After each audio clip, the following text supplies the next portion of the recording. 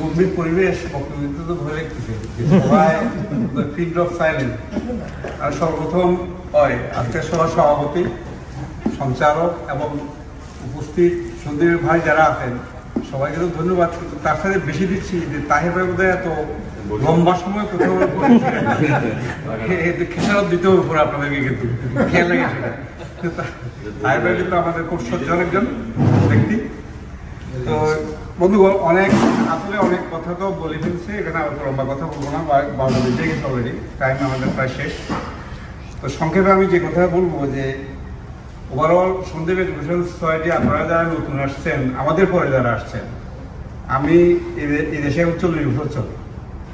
আমরা যখন সেই 89-এ এই এডুকেশন সোসাইটি যখন প্রথম প্রতিষ্ঠা করি, তখন এই সাদাত ভাই, ফয়সল, এই শাহাবুদ্দিন, ফেরদৌস, ফেরদৌস ভাই, আরো ফেরদৌস ছিলেন, তারপরে অনেকেই এটার সাথে ছিলেন জড়িত।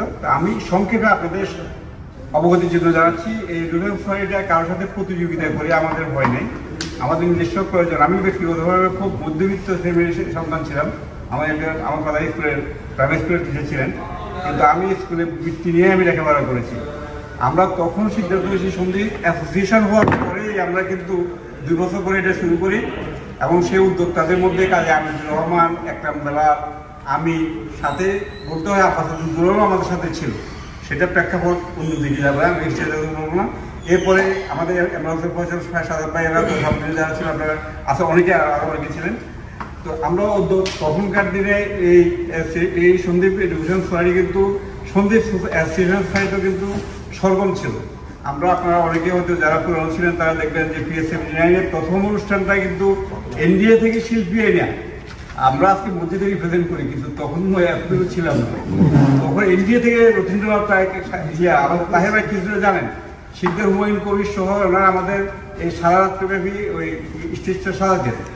আমরা ইংরেজি শিল্পী এনে কিন্তু এখানে অনুষ্ঠান করছি প্রতি বছর। সন্দীপ অ্যাসোসিয়েশন যেটা করতে পারে না, প্রথমবারের মতো আমরা প্রথমলায়, আপনারা হয়তো অনেক কথাই শুনবেন এই রাস্তার ম্যাকডোনাল্ড প্রথম এডুকেশন সোসাইটি প্রথমলা করে ডাক্তার ফজল কবির সভাপতি ছিলেন, আমি সেক্রেটারি ছিলাম, এবং আর বাকি ওনারা যারা ছিলেন, যাদের কথা ওরা সবাই ছিলেন। অতএব এই এডুকেশন সোসাইটি এখানকার ব্রুকলিনের গোড়াপত্তন তাই হয় যেটা বলছে আর কি, উনি অনেকটাই এটার ইতিহাসের সাক্ষী। এখন অনেক রূপরক দিয়ে অনেকে অনেক কথাই বলবে, এটা কিন্তু এর আগে থেকে হারিয়ে গেলে মনোবল হারিয়ে যায় না।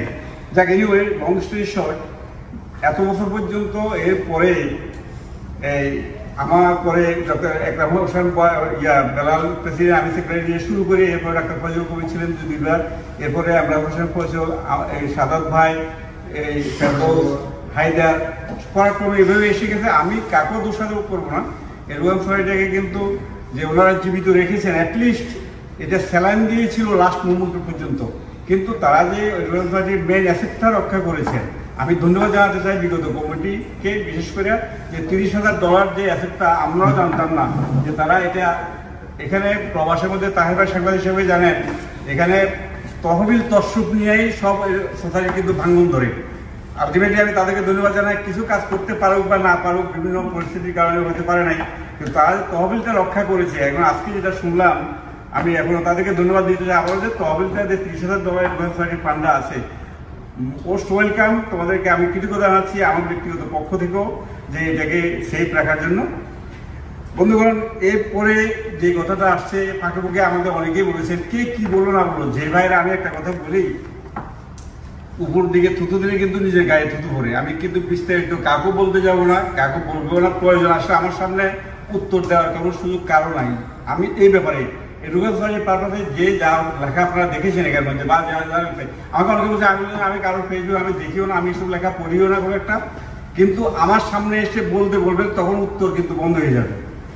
যাদের সাথে 25 বছর 30-25 বছর যাদের সাথে একসাথে কাজ করেছি, আমি সহ কাজ করেছি, দায়ী যদি আমি হয়ে যাই কোনো কারণে, দে আর দ্য ফার্স্ট ওয়ান। আমাকে পরামর্শ দিয়ে থাকে, পরামর্শ তারাই দিছে, আজকে তারাই কিন্তু সেখান থেকে সরে গিয়ে তাদের হতে বিপরীতে ছাত্রের কোনো হানি হয়েছে বিদায় তারা হয়তো এই যেভাবে যারা করে থাকে তাদেরকে আপনারা জিজ্ঞেস করবেন যে, এক কথা আমি বলছি যে জিজ্ঞেস করেন যে আপনি তখন ছিলেন, আপনি প্রতিবাদ করলেন না কেন, আপনারা কোথায় ছিলেন? যদি ওনারা এই কাজটা করে থাকি, অনলাইনে করে থাকি, আপনি কোথায় ছিলেন? যে ট্রেজার ওই কি 2000-700 টাকার একটা ব্যাপার ছিল, যে এডুকেশন সোসাইটি, আমি ছিলাম সেক্রেটারি। ট্রেজারার যিনি ছিলেন উনি কিন্তু ওই পক্ষে কথা আছেন, কিন্তু ট্রেজারারে টাকাটা ব্যাংকে জমা দিয়ে আসছে। আপনারা জানেন সুন্দর এডুকেশন সোসাইটি 501(c)(3) ধারায় একটা নন প্রফিট অর্গানাইজেশন। যেই মুহূর্তে এই টাকাটা ওই অ্যাকাউন্টে চলে যাবে, এখন যে বর্তমানেও এখনো সেই অ্যাকাউন্টটা আছে, মানে এই 501(c)(3) ধারায় রেজিস্ট্রেশন করা আমরা সুন্দর অ্যাসোসিয়েশন আগেই করেছি। এটা যেই মুহূর্তে টাকাটা ব্যাংকে চলে যাবে, আমার দাদা আসলো কবর থেকে টাকা ধরতে পারার কোনো সুযোগ নাই। এটাকে আপনি 1 টাকাও যদি খান কিন্তু IRS এবং ইন্টারনাল রেভিনিউ সার্ভিস থেকে আপনি গভর্নমেন্ট আপনার পেট থেকে বের করে দেবে। এটা নো আদার চয়েস, আপনি এখান থেকে ধরতে পারেন না। তো তখনকার সেক্রেটারি যিনি ছিলেন ডাক্তার ফজল কবির, প্রেসিডেন্ট ছিলেন, আমি সেক্রেটারি ছিলাম, ট্রেজারার যিনি ছিলেন উনি নিয়ে আমাদেরকে সবাই পরামর্শ করবেন। আমরা ওই যারা এই কথাগুলো নিয়ে এখন আলোচনা বা সমালোচনা করছেন, ওনাদের এই সভাসদ এরকম বসে আমরা সিদ্ধান্ত নিয়ে আমরা ওই টাকা ওখানে জমা দিয়েছি। সেক্রেটারি ট্রেজারারকে বলছে আপনি জমা দেন, উনি জমা দিয়ে আসছেন। তো দোষটা যদি পুরো সভাসদ নিয়ে আমরা করে থাকি, আমার হাতে তো টাকা ছিল না, আমি ব্যাংকের সেক্রেটারি ছিলাম না দেখুন, তো আমার দোষটা হবে কেন? এখন আমি সে কথা বলতে চাই, যে ভাইরা হয়তো বুঝে না বুঝে কোনো কারণে ইমোশনালি কথা বলছেন, এটা কোনো অবস্থাতে ঠিক নাই। এটা হলো ব্যবধির কথা। আমি তাদের আশা করি যে তারা বুঝতে পারবে, তারা নিজের ভুল এখানে ইয়ে করা উচিত, শুধরানো উচিত। আমি বিশেষ করে যে কারণে কিছুক্ষণ আগে হায়দার যে কথাটা বলে গেল, এডুকেশন সোসাইটির মেইন আদর্শ উদ্দেশ্য যেটা ছিল আমাদের, এটা হলো গরিব মেধাবী ছাত্রদের বৃত্তি দেওয়া। কিন্তু আমি ব্যক্তিগতভাবে আমি সন্দীপে যখন বৃত্তি দিয়ে গেছি, অনেক কথা ওনারা বলছেন টিচাররা কিছুটা ম্যানিপুলেট করে গাইডেড হওয়ার বিভিন্ন কারণে আমার কাছে সেই কথা কান্নাকাটি করে আসছে। 3000 টাকা যখন দিতে পারে না এক লোকের শেষ পর্যন্ত আমার বাসা বাইরে গিয়ে কান্নাকাটি শুরু করছে। এত গরিব, তার মেয়েটা এত মেধাবী ছিল, কিন্তু টাকাটা টিচাররা বিভিন্নভাবে ম্যানিপুলেট করে ওকে দিয়ে দিতে। ও ভাই, আমাকে এই টাকাটা যদি পেতাম আমার মেয়েটা কত বড় উপকার হতো। স্কুলে এখন না, স্কুলে হয়তো খরচ গভর্নমেন্ট দেয়, কতটুকু দেয় আমার পুরো খেয়াল নাই, জানা নাই, কিন্তু তার পোশাক আশাক স্কুলে যাওয়ার পোশাক পরিচ্ছন্ন খবর তো তারা দেয় না। কিন্তু এখন যদি একটা ফ্যামিলি 3000 টাকাও যদি পায়, দে আর বেনিফিশিয়াল, তার আপনার আল্লাহর কাছে হাত তুলে দোয়া করে। এখন সেই সময় আপনার বাড়াই দিবেন প্রয়োজনে। আমি মনে করি যে আমার প্রস্তাব এটা, যদি সম্ভব হয় আপনারা এই জিনিসটা যে কারণে প্রতিষ্ঠিত হয়েছে আপনারা এখানে কন্টিনিউ রাখেন। এরপরে স্কুলের ল্যাবরেটরিতে, সায়েন্স ল্যাবরেটরিতে কিছু দেওয়া, ল্যাপটপ বা অন্য কিছু স্বচ্ছতার সহিত এখান থেকে প্রতিনিধি নিয়োগ করে আমাদের নিজস্ব প্রতিনিধি দিয়ে যদি সন্দীপের বিভিন্ন স্কুলে, হাই স্কুল মাদ্রাসা, আমরা তো অনেক ছিল না, আমরা শুধু হাই স্কুল অ্যান্ড হাই মাদ্রাসাগুলোতে আমরা তখন দিতাম। যদি সম্ভব হয় বৃত্তিটা কন্টিনিউ রাখেন, আপনারা 3000 জায়গায় 5000 দেন, কিন্তু এটা উপকার হয় না সেটা বলবেন না। খুব গরিবের ছেলে মেয়ে রয়ে গেছে, কিন্তু 5000 টাকা দাঁড়াবে 5 লাখ টাকার মতো, এটা আমি মনে করি। তা এটা ইনটেক রেখে, যেহেতু এটার উপরে আমরা এই সোসাইটি প্রতিষ্ঠিত, বাকিগুলো আপনারা এডিশনাল কাজ আপনার হাতে নিতে পারবেন, সেটাতে কোনো দোষ নাই। আর এখানে আমরা যেটা করেছিলাম সে আপনারা জানেন, বা এখানের মধ্যে আমরা এখানকার ছেলে মেয়েদেরকে আমাদের ব্যাপারে উদ্বুদ্ধ করে আমাদের দেশ সম্পর্কে জানানোর জন্য আমরা কিছুটা শিক্ষামূলক কিছু প্রোগ্রাম আমরা নিতে পারি, সেটা এখানে করা যেতে পারে। তো সংক্ষেপে আমি অন্যদিকে যাচ্ছি না। আর কোভিডের ব্যাপারে একটা কথা বলবো, আমি একটা জিনিস বলি, আমাদের যে আমব্রেলা অর্গানাইজেশন সন্দীপ সোসাইটি আছে, ওইটা আমাদের এই সংগঠন, আমরা সবাই মিলে একসাথে।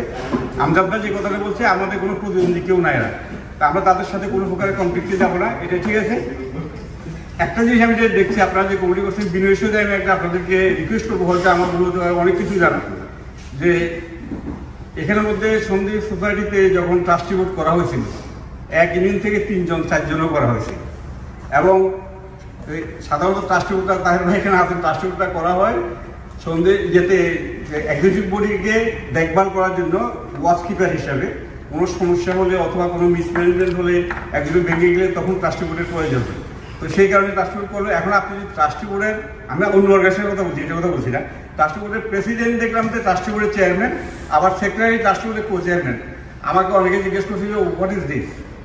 আপনি যে অর্গানাইজেশনকে দেখভাল করার জন্য, যাদেরকে তদারকি করার জন্য আপনি কমিটি করলেন, আর সেই কমিটির চেয়ারম্যানও, সেই কমিটির চেয়ারম্যান হয়ে গেলেন ওই প্রেসিডেন্ট আর সেক্রেটারি ওখানে, তো কে কার খোঁজ খবর নেবে? তো অতএব এটা হলো ফানি ব্যাপার। তা আপনারা এখানে যা করছেন সুন্দর, তবে আমি মনে করি সন্দীপের প্রেক্ষাপটে ওই আমি তখন সমাজে বললাম, এক ইউনিয়ন থেকে আমাদের 14টা ইউনিয়ন, এক ইউনিয়ন থেকে 2জন নেওয়ার দরকার নেই, এক ইউনিয়ন থেকে একজনের রাখেন। আর ব্যক্তিগতভাবে আমি যেহেতু আগে ট্রাস্টি বোর্ডের চেয়ারম্যানের দায়িত্ব আপনারা রেখেছিলেন, ছিলাম, মোস্ট ওয়েল আপনাদেরকে ধন্যবাদ জানাচ্ছি এবং কৃতজ্ঞতা জানাচ্ছি এখন আমার নাম রাখার জন্য।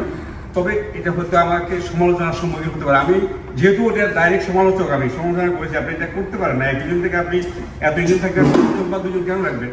তো 1 জন থেকে 2 জন যেহেতু আছে, আমি মনে করি আমি এখানে সবসময় আছি, একসাথে আপনাদের সাথে আছি। আমাকে আগে তো ছিলাম, এখন নতুনদেরকে জায়গা করে দেওয়ার জন্য আমাকে এখান থেকে মোটামুটি আপনাদের সদস্য হিসাবে আমি থাকবো। আমাকে এখান থেকে কোথাও ইয়ে দিতে বললে আমি সুখী হবো আর কি, খুশি হবো। তো ধন্যবাদ সবাইকে, এবং আগামীতে আমি আপনাদের সাথে যখন যেভাবে দরকার, আর যে কাজটা সংক্ষেপে আরেকটা জিনিস বলে দিচ্ছি আপনাদের হয়তো অবগতির জন্য, যে এই মিটিংটা, এই যে কমিটিটা করা হয়েছে, আমি একে একে আমাকে যেহেতু নির্বাচন চিফ নির্বাচন কমিশনের দায়িত্বে রাখা হয়েছিল, আমি ব্যক্তিগতভাবে হায়দারও জানে, আমি সবাইকে এবং তৎকালীন সেক্রেটারিকে বারবার 10 টাইমস কল করেছি, একটা মিটিং থাকেনি, কিন্তু পারি নাই। আজকে বাসায় এই সমস্যা, আজকে বাসায় দেশে যাবো, বাসায় ব্যবহার, বাসায় করতে করতে সমস্যা শেষ পর্যন্ত লাস্ট মুহূর্তে মিটিং থেকে আমি কিন্তু যারা সমালোচনা, আজকে যারা আমি জানি কারা কারা এখানে এই সময়টা, তো আপনাদের সাইডে আমি এটা গর্ব করে বলতে পারি, 40 বছর আমার মাথা চুল ওই যে জ্যাসমিন ইয়ের কারণে রাগ হয়ে আসা কি দেখছেন, কিন্তু মাথা চুল তো নাই, চলে গেছে। কিন্তু আমি জানি সবাই আজকে আমি জানি কাকে কে কি বলবে সেটা আমি বুঝতে পারি, কিন্তু তাদের সবাই কিন্তু আমি নক করেছি। এই কমিটি করার আগে আমাকে আমাদের সভাপতি কেবল দরকার কি ওদেরকে নক করে, আমরা যা করেন আমি তাদের মুখ বন্ধ করবো আগে। তাদেরকে নক করে তাদেরকে জিজ্ঞেস করেছি, আপনি আপনার যেহেতু এটা স্যালাইন দেওয়া অবস্থায় আছে এই কমিটিটা, আমাকে এটা রক্ষা করতে হবে, আপনার প্রয়োজনে আপনার যদি পারেন সম্ভব হলে আপনি আসেন, অথবা আপনার প্রস্তাবিত কোনো লোক যদি থেকে থাকে এখানে দেন, আমি সেখানে অ্যাড করার চেষ্টা করবো। আমি এখানে আমার সাথে আর সহকর্মী যারা সহযোগী করবো, কিন্তু ওনারা কেউ পারেন নাই। যে এবার যাদের কথা আপনারা বলছেন এখন লেখালেখি করছে, ওনাদেরকেও জিজ্ঞেস করেছি, ও ভাই কাকে দেবো, আইল্যান্ডের লোক কাকে দিতে না পারলে কিন্তু আমি করবো, যেহেতু এটা হাতে নিয়েছি এটা করবো, এটা দিতে দেবো না। অত ওনারা কেউ কোনো লোকে দিতে পারেন না। এখন আপনি লোকও দেবেন না, আপনি নিজেও আসবেন না, কাজও করবেন না, সমালোচনা করবেন, সেটাও মানে তো দেখ সমাজে এরকম কিছু লোক থাকতেই পারে। তো আমি আশা করি আল্লাহ আপনাদেরকে সুবুদ্ধি দেবে, সুবুদ্ধি উদয় হবে ওনাদের। তা এই অর্গানাইজেশনকে আবার আমি মনে করি যে কাউসার সরকার আজকে যিনি সভাপতি, উনি খুব আগ্রহ প্রকাশ করেছেন সবসময়। আমি চাচ্ছিলাম না আমি জোর করে কাগজ, আমরা জোর করে কাগজ দেওয়ার পক্ষপাতী ছিলাম না, যারা আগ্রহী করে আসবে তাদেরকে দিব। তো ওদের আগ্রহ আছে, আমি মনে করি যেভাবে আজকে আপনারা জমায়েত করেছেন এখানের মধ্যে, আশা করি এটা আমাদের যে সকালের যে প্রত্যুষের যে আলোটা আমার ভালোই মনে হচ্ছে, যে আপনারা ইনশাল্লাহ এটা চালিয়ে যাবেন। আমি যতটুকু সম্ভব আমার তরফ থেকে আমি সহযোগিতা করে দেবো। ধন্যবাদ সবাইকে আমাকে সময় দেওয়ার জন্য।